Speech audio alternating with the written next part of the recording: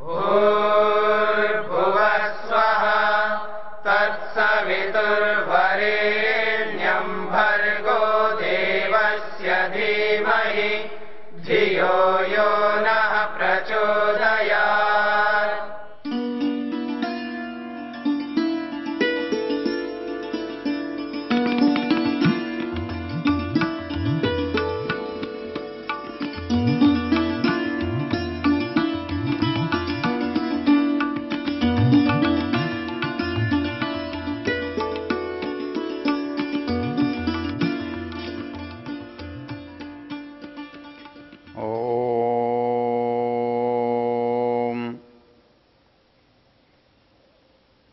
यजुर्वेद के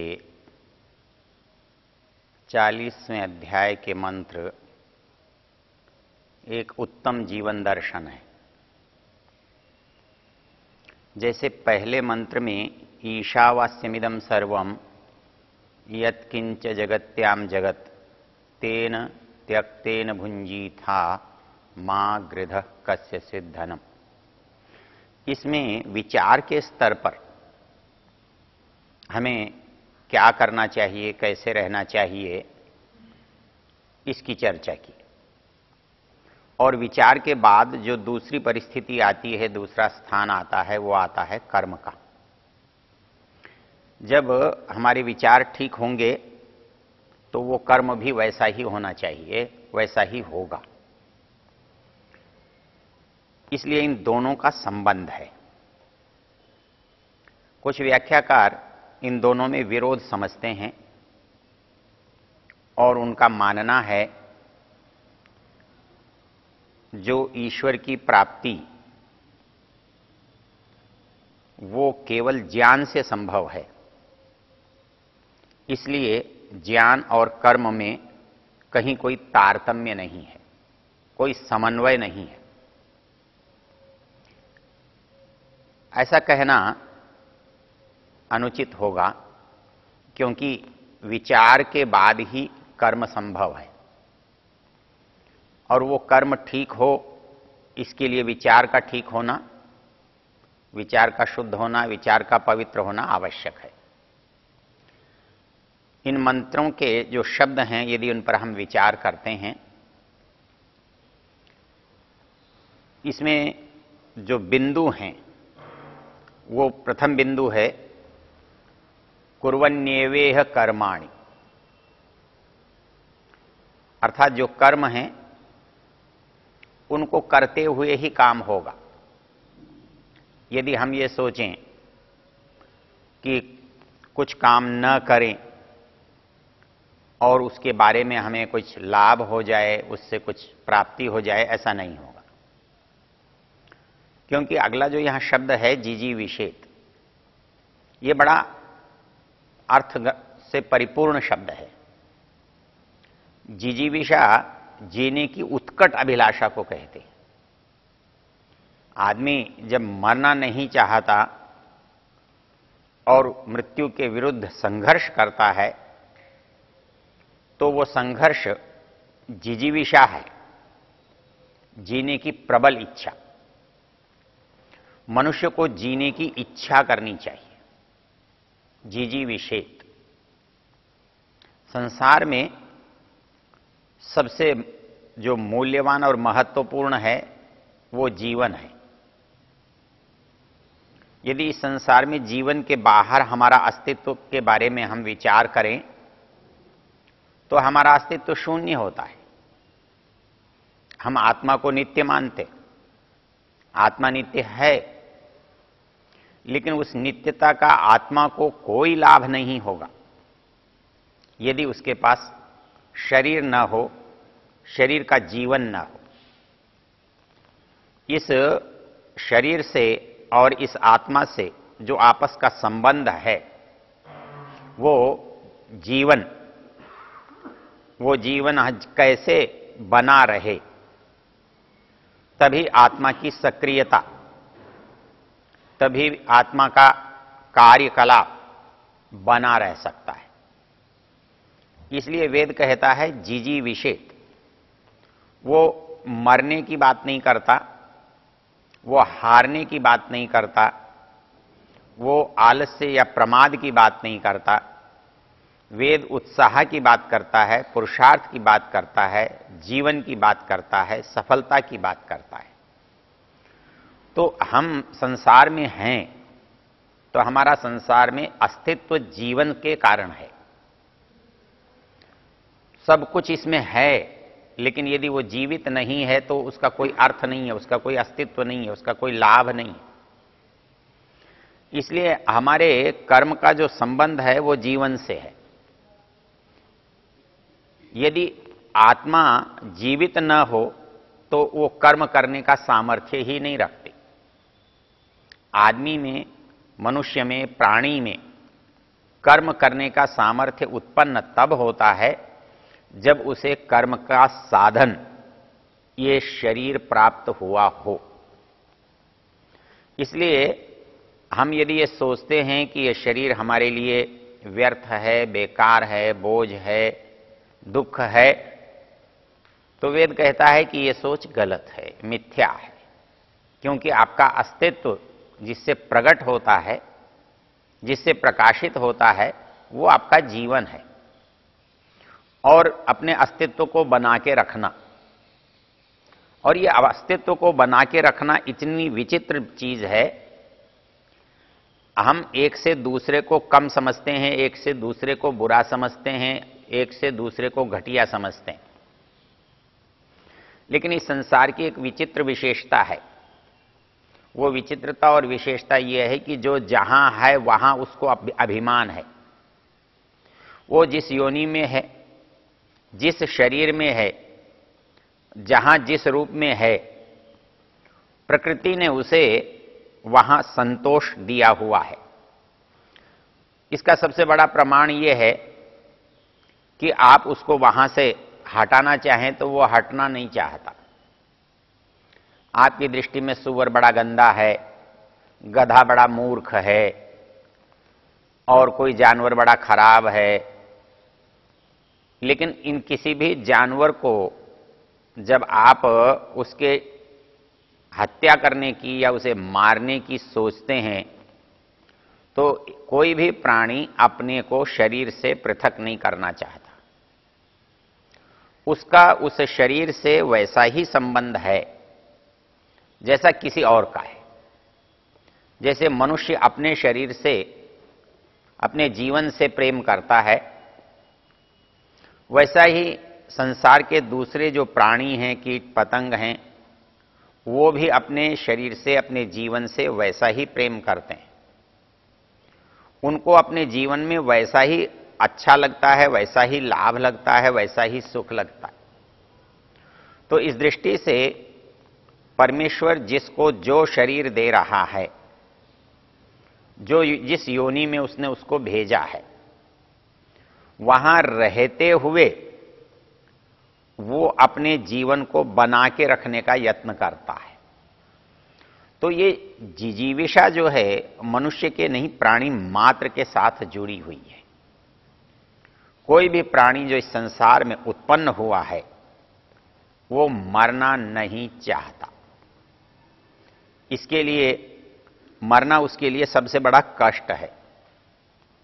आपने योग दर्शन के सूत्र पढ़े हैं और वहां जो दुख गिनाए गए हैं उनमें पांचवा और बड़ा जो दुख है वो अभिनिवेश है, मरने का भय। अर्थात इस संसार में आदमी सब भयों से बच सकता है, किंतु उसका एक स्वाभाविक भय है, वो है मरने का भय। वो ये सोचता है कहीं ऐसा ना हो मैं मर जाऊं, क्योंकि मेरा अस्तित्व मेरे जीवन से है, और वो नहीं रहा तो वो समझता है मेरा अस्तित्व नहीं रहा। मैं अपनी आत्मा को अपना अस्तित्व नहीं मान रहा हूं। मेरे आत्मा का स्थान वो मेरा शरीर है। इसी से आत्मा की अभिव्यक्ति होती है, आत्मा की पहचान होती है, आत्मा का संबंध होता है। आत्मा कर सकता है, अच्छा कर सकता है, बुरा कर सकता है, इसलिए करना जो है वो जीवन से जुड़ा हुआ है। इस करने का जो संबंध है वो शरीर के बिना हो नहीं सकता। तो शरीर इस संसार में आत्मा के लिए सबसे मूल्यवान है, सबसे महत्वपूर्ण है। वो यदि दूसरे प्रकार का शरीर है तो भी मूल्यवान है, क्योंकि हम जानते हैं कि संसार के प्राणियों को हमने दो भागों में बांटा हुआ है। जो मनुष्य से इतर प्राणी हैं उनको हम भोग योनि के रूप में देखते हैं, दंड का जो प्रावधान है उसको भोगते हुए अनुभव करते हैं, और मनुष्य को कर्म और भोग दोनों के आधार को देखते हैं। इसमें हमारी जो स्वतंत्रता है वो इसमें मुख्य कारण है। मतलब एक मनुष्य किसी भी पशु से क्यों ज्यादा है, यदि आप इस पर विचार करके देखें तो उसकी जो संपन्नता है वो किस चीज पर है, उसका बड़प्पन किस चीज पर है। आप विचार करके देखो, उसका बड़प्पन किसी भी चीज पर नहीं है, उसके हाथ पैरों पर है, उसकी बुद्धि पर है, उसकी वाणी पर है, अर्थात उस औरों से उसके पास कुछ अलग है। आप एक पशु को देखते हैं, एक गाय जो है वो अपने बछड़े को साफ करती है तो उसके पास हाथ नहीं है, उसको साफ करने के लिए उसे चाटना होता है, वो अपनी जीभ से उसको साफ करती। आपकी दृष्टि से यह बहुत गंदा काम हो सकता है, क्योंकि आपके पास एक अतिरिक्त साधन है, और इस अतिरिक्त साधन ने आपको संपन्न बनाया हुआ है, क्योंकि साधन ही आपको संपन्न बनाते हैं।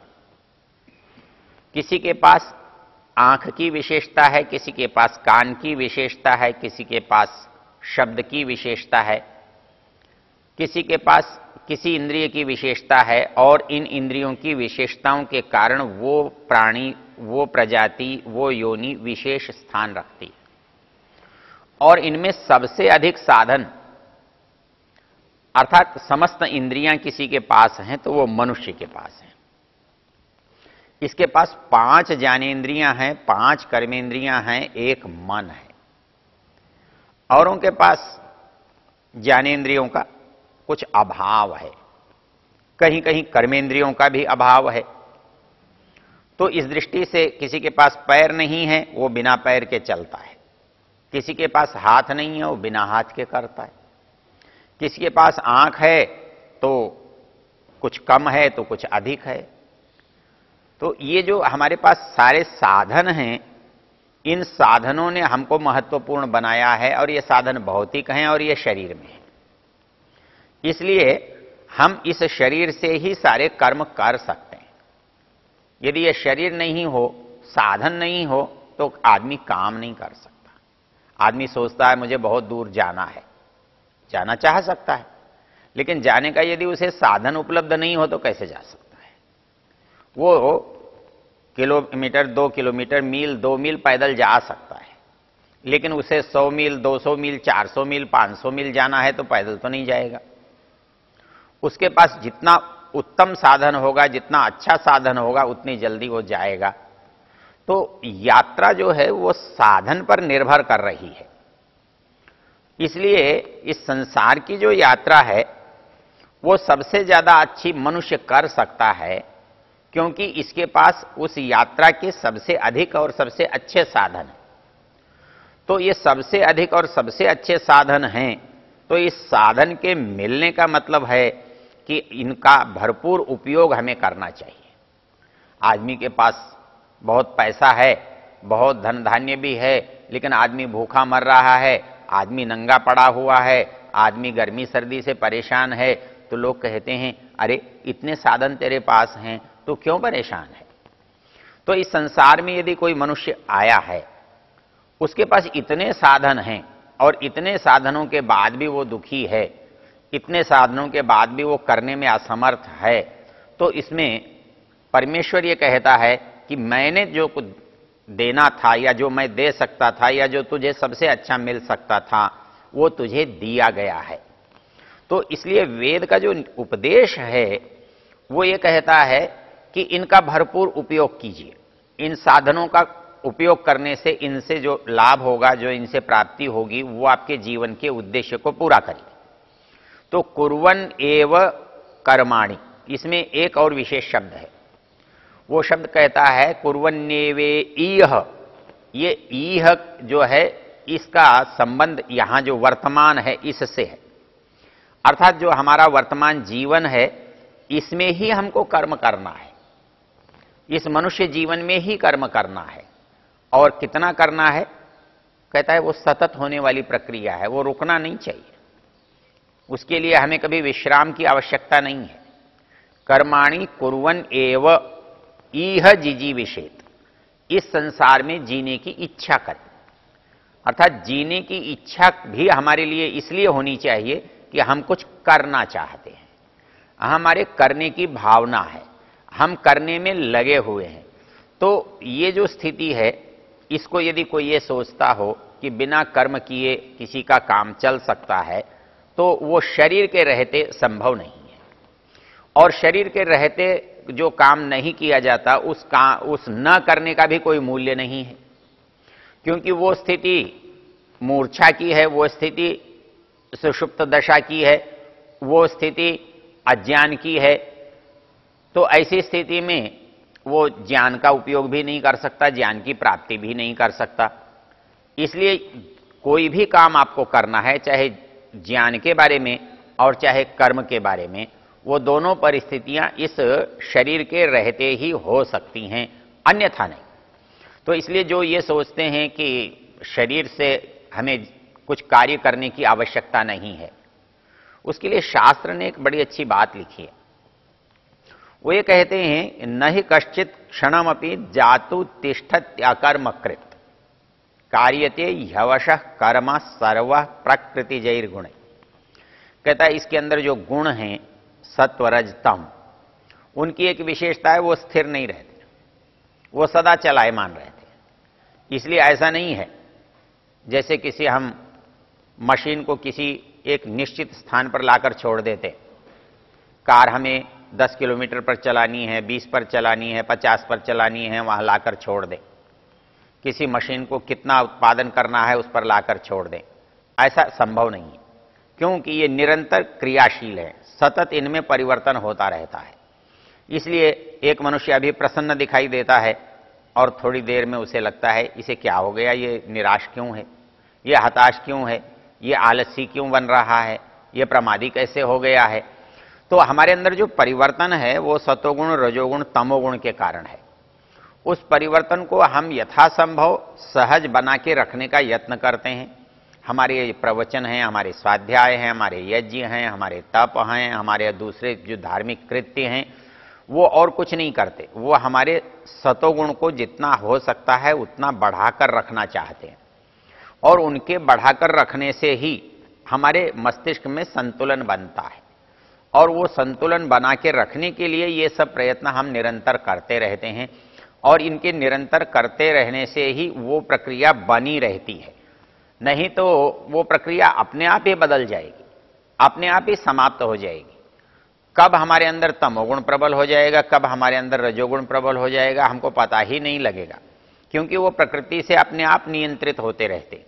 हमको उन्हें नियंत्रित करने के लिए अपनी बुद्धि, अपनी ज्ञान, अपने विवेक, अपने उसका प्रयोग करना पड़ता है। तो इसके लिए हमें यह समझना चाहिए कि बिना कर्म किए इस शरीर में रहते हुए कोई एक क्षण के लिए भी स्थिर नहीं रह सकता। न ही कश्चित क्षणमपि, एक क्षण के लिए भी जातु तिष्ठत्यकर्मकृत, अर्थात बिना कर्म किए कोई मनुष्य एक क्षण भी खाली समझकर नहीं रह सकता। क्यों? कि कार्यते यवशः कर्म सर्व प्रकृतिजैर्गुण। कहता है प्रकृति जो गुण हैं वो आप न चाहने पर भी काम कराएंगे, इसलिए काम करना संसार में अनिवार्य है, और अनिवार्य है तो श्रेष्ठ काम करना हमारा उद्देश्य और प्रयोजन है। ओ